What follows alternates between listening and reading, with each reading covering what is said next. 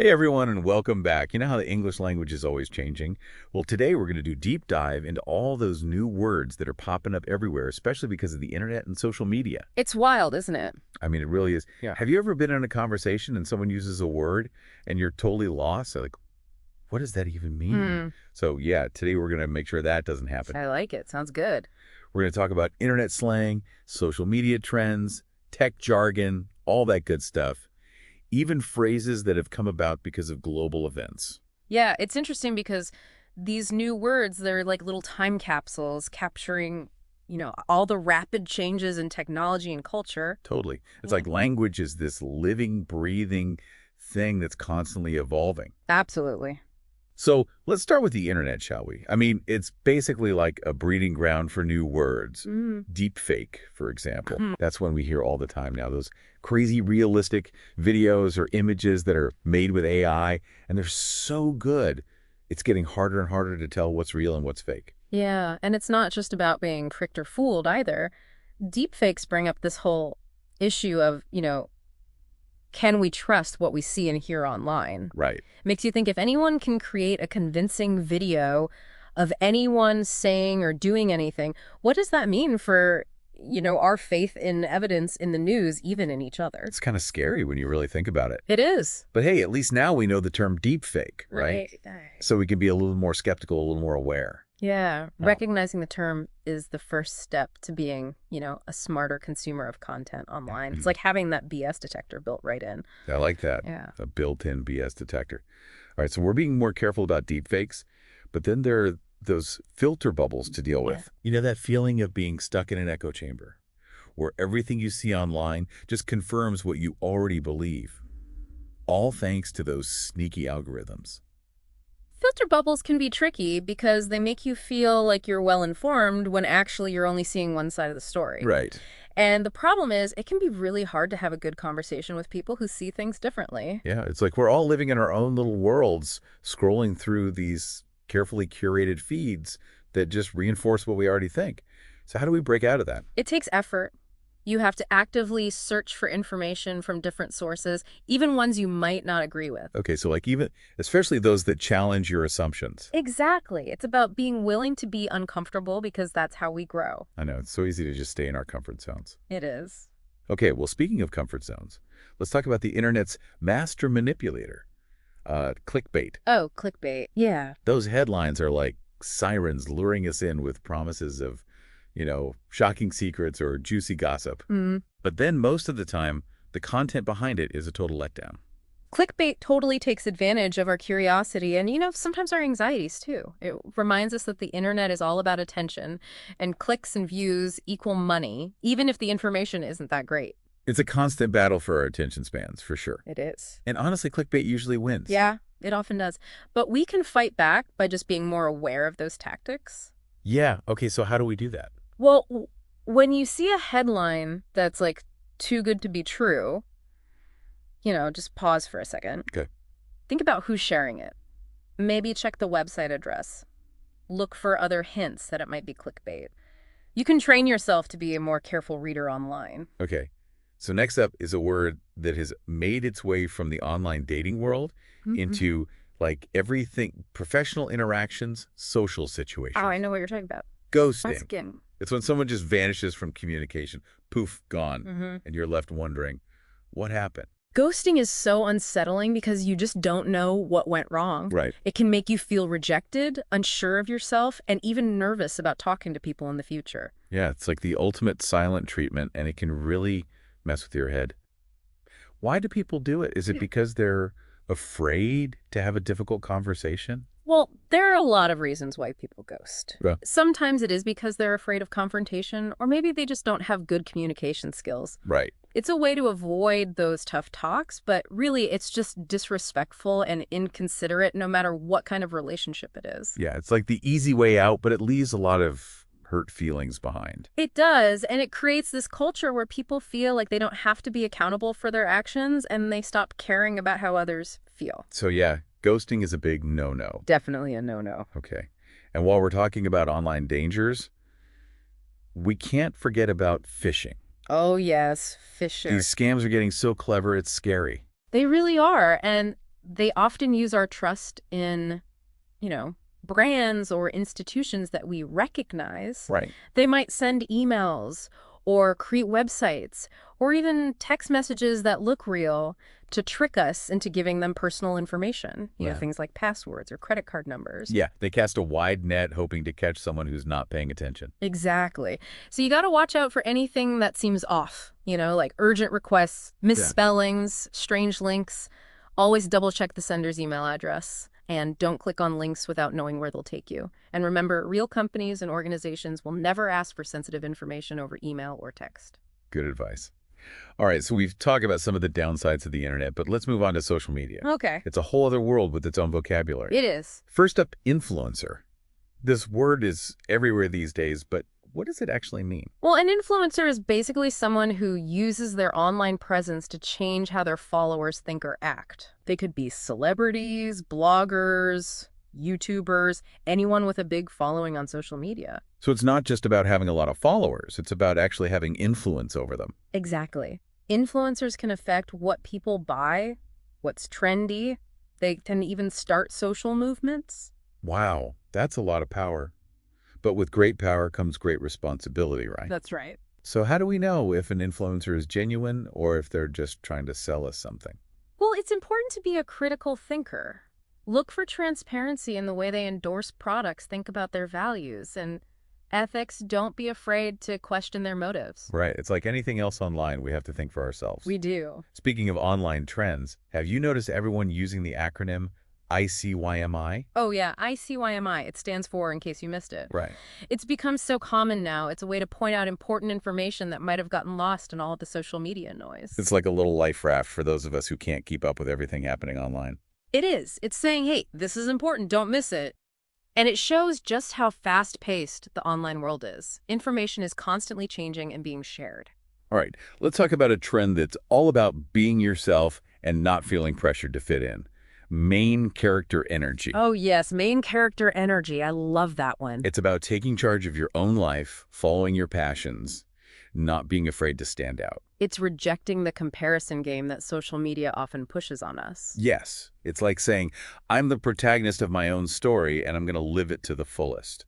It's about confidence, self-acceptance, and being authentic. It's a good reminder that each of us has something unique to offer, and that embracing our individuality is what makes us interesting and valuable. Absolutely. And then, of course, there are the trolls. The trolls. Those people who seem to live just to cause trouble online and spread negativity. They do, and trolls love attention, so the best way to deal with them is usually to just ignore them. Don't give them what they want. Yeah, don't feed the trolls. Right. Exactly. It's hard sometimes, especially when they're being deliberately provocative. It is. But remember, they're often acting out because they're insecure or unhappy. Right. They want you to react, so don't give them the satisfaction. Good advice. All right, let's move on to a term that's all about finding joy in the simple things and not feeling pressured to always be on. Okay, I think I know which one you mean. JOMO. JOMO, yes. The joy of missing out. The opposite of FOMO, the fear of missing out. Right.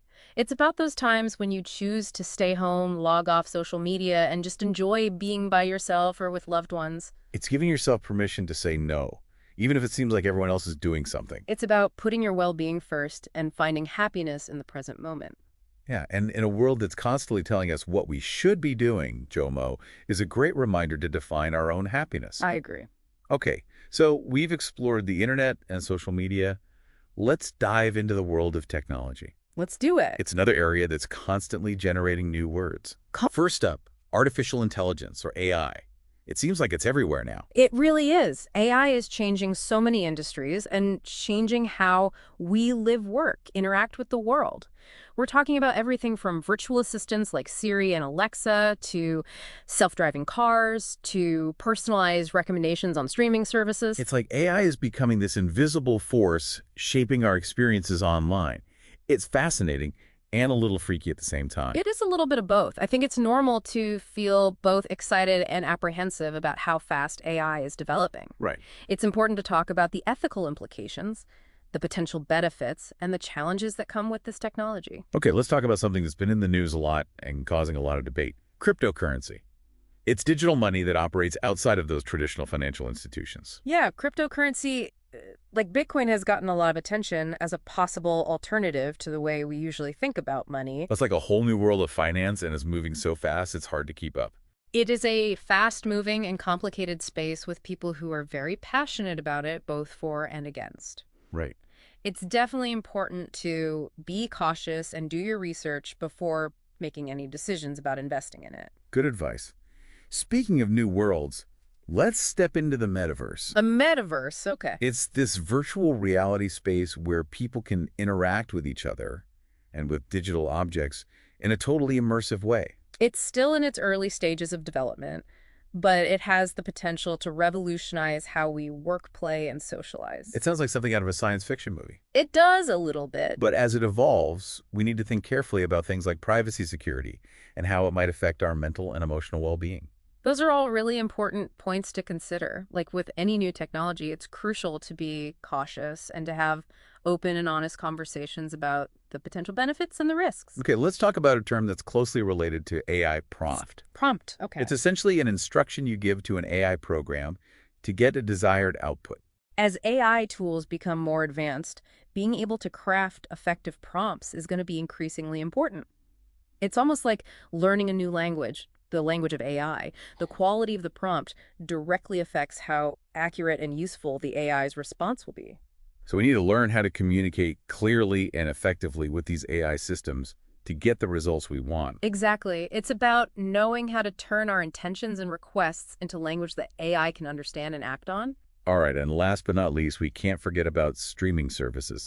Streaming services. They've totally changed the way we consume entertainment. They have things like Netflix and Spotify have really shaken things up in the media world, offering instant access to a huge amount of content. Yeah, it's like having an endless entertainment buffet at our fingertips. Yeah. But it also makes you wonder about the future of traditional media and how it affects people who create content. For sure. The popularity of streaming services has created both opportunities and challenges for artists, musicians, filmmakers. It's a constantly changing landscape that demands analysis and adaptation. All right, so we've covered a lot of ground in the tech world. Now let's switch gears and talk about modern relationships. Okay, so let's do it. First up, we have a fun term that's been going around online, beige flags.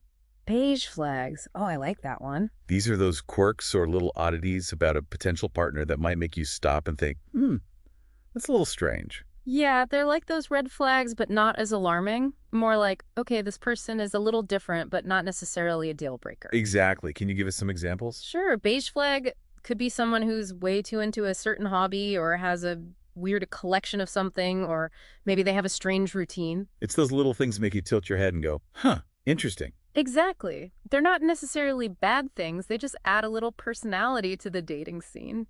Okay, let's talk about a term that has caused a lot of debate. Cancel culture. Cancel culture. Oh, yeah, that's a big one. It's when people stop supporting a public figure or a company after they've said or done something considered offensive. Yeah, it's kind of a way for people to hold others accountable by using their voices collectively to express disapproval and demand consequences. Right. It's a complicated issue, though, with strong arguments on both sides. Some see cancel culture as a necessary tool to hold people accountable for their actions, while others worry that it can be too quick to judge and punish, which can stifle open discussion and forgiveness. It's a tough balance between holding people accountable and allowing room for growth and second chances. Exactly. We need to approach these conversations with empathy and understanding, remembering that people can change and that their mistakes don't always define them. Now let's talk about a term that highlights how blurry the lines are between fandom and genuine connection in the digital age. Okay. Which one is that? Parasocial relationship. Parasocial relationship. Okay, yeah. It's that one-sided emotional bond we form with public figures, often because of social media. It's that feeling like you know a celebrity or an influencer even though you've never actually met them. Yeah, you feel connected to them through their online persona, their posts, their stories. But how healthy is that, really? That's a good question. It can be positive and negative. On the one hand, it can give people a sense of community and belonging, especially for those who feel isolated. But on the other hand, it can lead to unrealistic expectations and even obsessive behavior. So it's a reminder that even in our online interactions, we need to set boundaries and recognize the difference between a real relationship and a parasocial one. Exactly. It's about being mindful of how we engage with public figures and not letting those parasocial relationships take over our real-life connections. And speaking of real-life connections, we're back to ghosting, which, as we said earlier, is never cool. Never cool, especially in romantic relationships. Right. Ghosting someone in a relationship is just avoiding dealing with your emotions, and it can leave the person who is ghosted feeling really hurt, confused, even betrayed. It's like being abandoned with no explanation. It is, and it can be really painful. It reminds us that open, honest communication is crucial for building healthy relationships. Even if it's hard, having those difficult conversations is much more respectful than just disappearing. All right, so we've explored the complexities of modern relationships. Now let's turn our attention to climate change and sustainability. First up, eco-anxiety. Eco-anxiety, okay. It's that feeling of worry, stress, or even fear about climate change and the damage being done to the environment. It's that feeling of helplessness and overwhelm when you think about the state of the planet and what we're leaving for future generations. Right. It's a completely understandable reaction to the environmental crisis we're facing, but it's important to find healthy ways to cope with those feelings and channel them into positive action. So instead of giving in to despair, we need to find ways to make a difference, even in small ways. Exactly. It's about focusing on what we can control, making sustainable choices in our own lives, and advocating for systemic change. Okay, let's talk about carbon footprint, which measures the amount of carbon dioxide emissions associated with a person, an organization, or an activity. Right. Understanding our carbon footprint helps us make smarter choices about what we buy, how we travel, and our overall lifestyle. It's about taking responsibility for our impact on the planet. What are some easy things we can do to reduce our carbon footprint? There are lots of things we can do, like cutting down on single-use plastics, choosing energy-efficient appliances, using public transportation or biking when possible, and supporting companies that are environmentally conscious. It's about making those little choices every day that can add up to make a big difference collectively. Exactly. And it's about pushing for policies that support renewable energy, sustainable agriculture, and responsible resource management. Okay, now, for a term that's both inspiring and hopeful, rewilding. Rewilding, okay. It's the process of restoring natural areas to their original state so ecosystems can regenerate and biodiversity can thrive. It's like giving nature a helping hand to heal itself. Can you give us some examples of rewilding projects? Sure, rewilding can involve reintroducing native species, removing things like dams that humans build, and restoring natural water flow. So it's about recognizing that all living things are connected and that we have a role to play in creating a more harmonious relationship with nature. Exactly. Rewilding isn't just about restoring ecosystems, it's about reconnecting ourselves to the natural world and rediscovering our place within it. All right, we've covered a lot about climate change and sustainability now. Let's broaden our perspective a bit and explore some words that reflect changes happening globally in how people think and live. First up, a term that's become more and more relevant in recent years, staycation. Oh, staycation, yes. It's when you take a vacation at home or close to home, often as a more affordable or eco-friendly alternative to traveling far away. It's a vacation without the stress and cost of travel. Exactly. What are some fun staycation ideas? Well, you could explore local parks and museums, check out new restaurants, take a cooking class, or just relax in your backyard. It's all about rediscovering the hidden gems in your own community and appreciating the beauty of where you live. Staycations can be just as refreshing and memorable as traditional vacations, and they have the added bonus of reducing your environmental impact. Now let's talk about a word that's become part of our everyday vocabulary, vax, short for vaccine. Vax has taken on a whole new meaning since the COVID-19 pandemic, emphasizing how important vaccinations are for public health. Yeah, it's like vax has become a symbol of our shared responsibility to protect each other. Vaccination is a powerful tool for preventing disease and promoting public health. And lastly, let's discuss a word that's been at the center of a lot of social and political discussions, woke. Woke has changed over time, but generally it means being aware of and actively addressing social injustices, especially those related to race, gender, and equality. So it's about recognizing systemic inequalities and using your voice and actions to advocate for change. Yes, woke has become both a term of empowerment and a target of criticism. It's important to use it thoughtfully and have nuanced conversations about what it means and its implications. Right, it's a reminder that language is constantly evolving and that words can have different meanings depending on the context and who's saying them. It's important to be mindful of how we use language and to be open to learning from others' perspectives. It really is amazing how language can adapt to reflect the times we live in and, all the complexities of being human. And we've only just scratched the surface. I mean, there are tons of other new words and phrases popping up all the time, right? It really is like the English language is this living, breathing thing constantly changing and adapting to our crazy world. It's a testament to how dynamic and adaptable language is. As we come across new ideas, new technologies, new social movements, our vocabulary has to grow and change to make sense of it all. It's true. So what does this all mean for us, as individuals trying to navigate this ever-changing linguistic landscape? Well, it means we have to be active listeners, curious learners, and adaptable communicators. We need to embrace the fact that language is fluid and be open to new words and phrases that can help us understand the world better. So it's like we're all on a linguistic adventure. We're always exploring new territory and expanding our vocabulary. And who knows what we'll find next. I'm really interested in how technology is going to shape language in the future. I mean, as things like AI, virtual reality, and all these other emerging technologies become more and more a part of our lives, I think we're going to see even bigger shifts in how we communicate and express ourselves. It's like we're moving into a whole new era of language where the lines between how humans communicate and how machines communicate are becoming blurred. It's exciting and a little bit scary. I think it's natural to feel both excited and a little apprehensive about the unknown, but if we stay curious and adaptable, I think we can navigate these changes in language with confidence. Okay, so let's switch gears for a minute. Something I've been thinking about is, with all these new words popping up, how do we keep up? It can feel a little overwhelming at times. I totally get that. It's impossible to know every single new word that comes along, but that's not really the point. The key is to stay curious and be open to new vocabulary as you encounter it. So it's about being a lifelong learner of language. Yeah, We're never really done learning because language is always changing, right? exactly. Think of it as a journey of exploration. Pay attention to new words you hear in conversations online in the media. Don't be afraid to look them up and learn what they mean. It's like we're building our own personal dictionary or toolbox of words.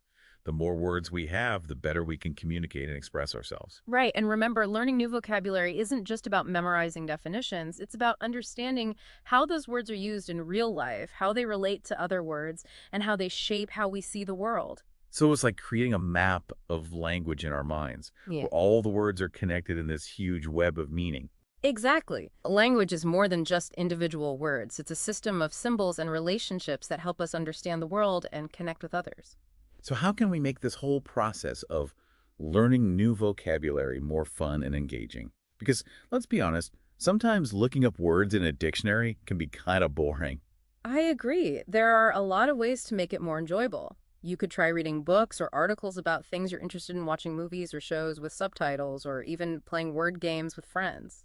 It's like turning vocabulary learning into a game. Hmm. And the more fun it is, the more likely we are to stick with it, right? Definitely. When learning is enjoyable, it becomes a natural part of our lives.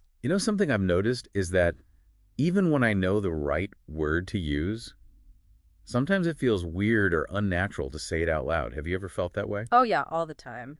It often comes from a lack of confidence or a fear of sounding like you're trying too hard.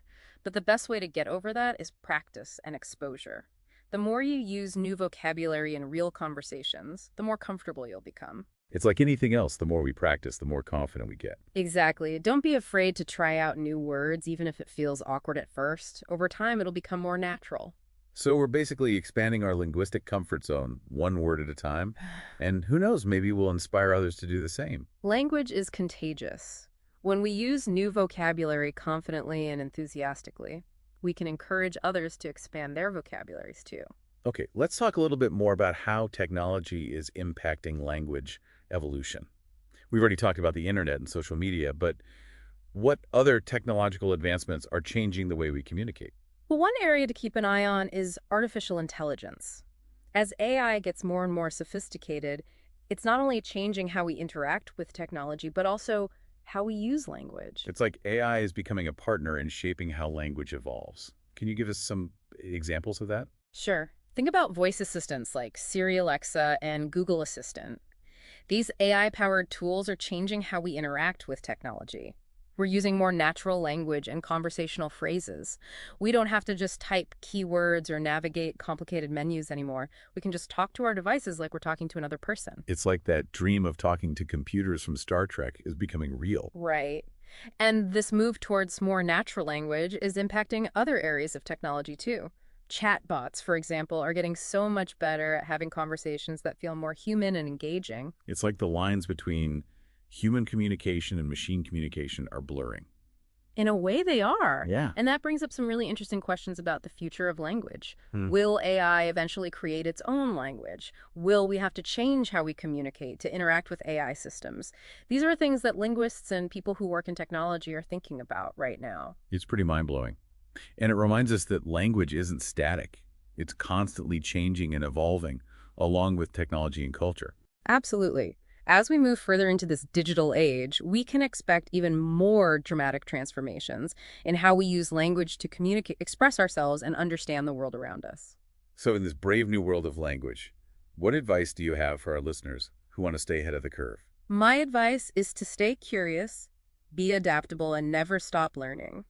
Be open to new words and phrases, learn what they mean and where they came from, and don't be afraid to try using them yourself.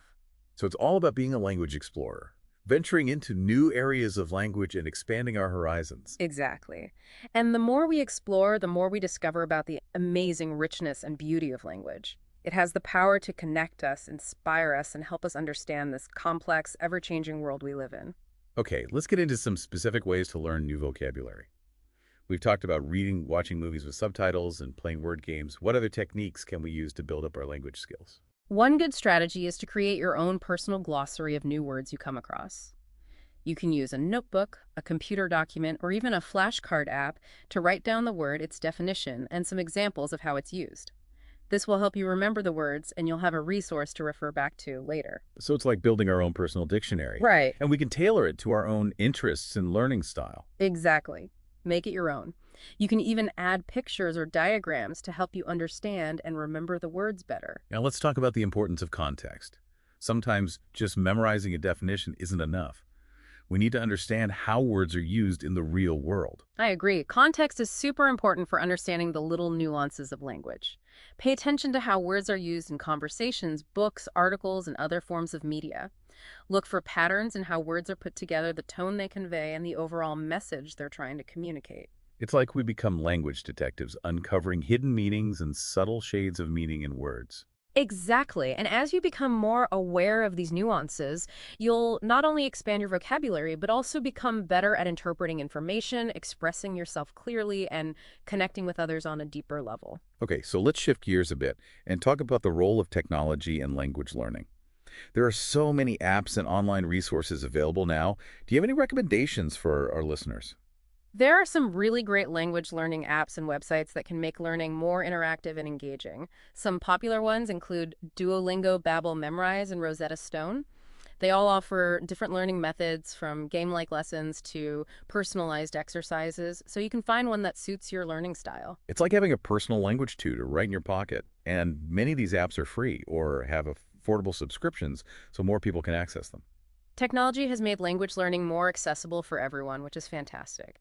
And as AI-powered language learning tools continue to develop, I think we can expect even more personalized and effective learning experiences in the future. Now, I want to talk about something that I think a lot of language learners struggle with: the fear of making mistakes. It can be scary to try out new words or phrases, especially in front of other people. How can we overcome that fear and feel more confident about learning? Being afraid of making mistakes is normal when you're learning a language, but it shouldn't stop you. Remember, everyone makes mistakes, even native speakers. It's part of the process. It's like learning to ride a bike. You're going to fall a few times before you get the hang of it. The important thing is to get back up and keep trying. Exactly. Think of mistakes as chances to learn and grow. Don't be afraid to ask questions, get feedback, and try again. The more you practice, the more confident you'll become. And remember, most people are more understanding about language mistakes than we think.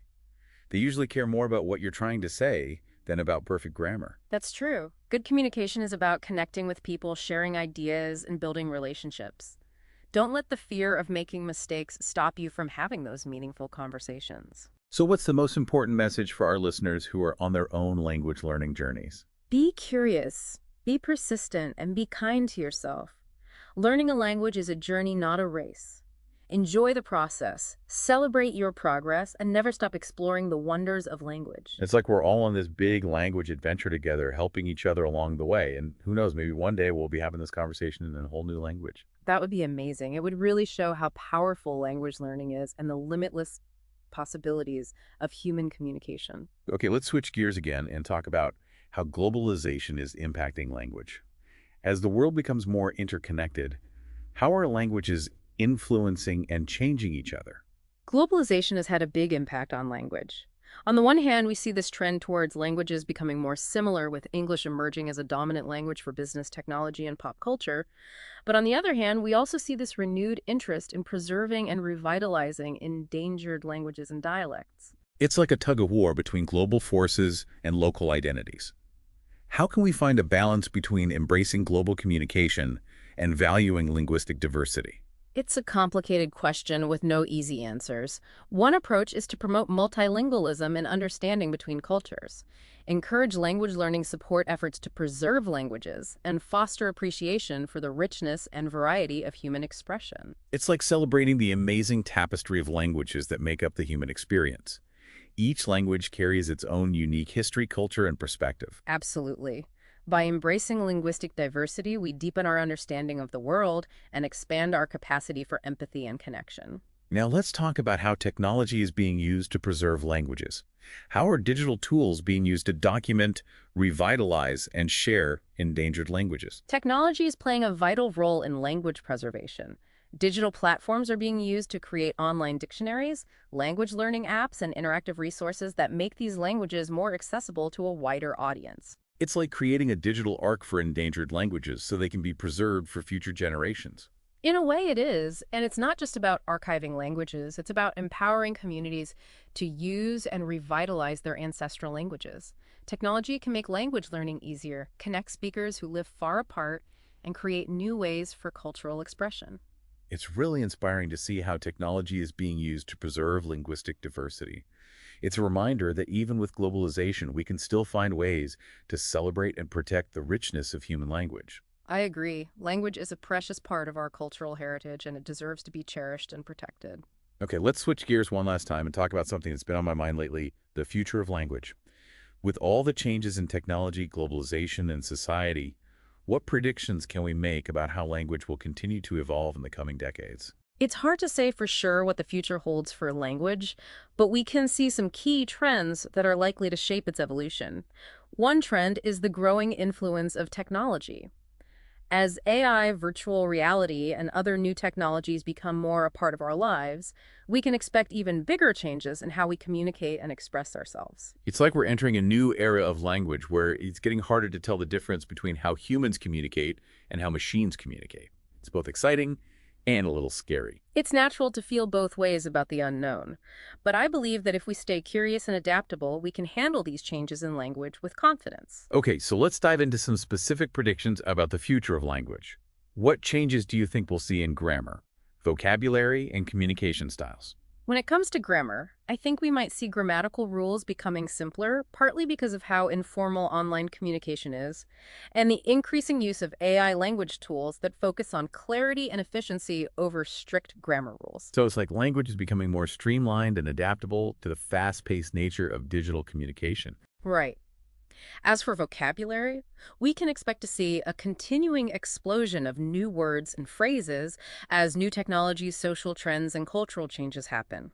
We might also see more blending of languages as globalization and migration lead to more interactions between different languages. It's like the English language is becoming a melting pot of words and phrases from all over the world. What about communication styles? How do you see those changing?